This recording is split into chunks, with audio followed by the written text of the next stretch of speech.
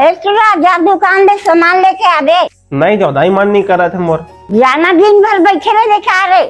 एक दिन के छुट्टी मिलते वो दिन तुमन काम दे देता। लेना घर के काम में नहीं कर कैसे बनी।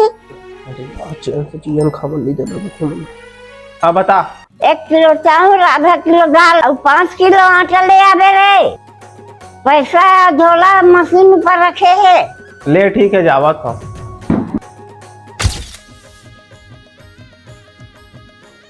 अहू डोकरी चिल्हर दे दे है। दुकान में जाबे ठीक लागते, चिल्हर देबे तो सारे छुट्टी उस दिन जियन खावन नहीं दे घर में। दे बोली डोकरी है, घर जाल पड़ी कैसे लागा फिर। दाई एक घऊ बता तो का लाना रही से। 1 किलो चावल, आधा किलो दाल और 5 किलो आटा। चल सामान ले ले हो, अब छोड़ना पसावा घर में। एक आया मामला है तेरा। आदमी बाथू लगा तेरे। एक पूरा एक काम नहीं करा ना, फिर दिमाग खराब कर देते लोग।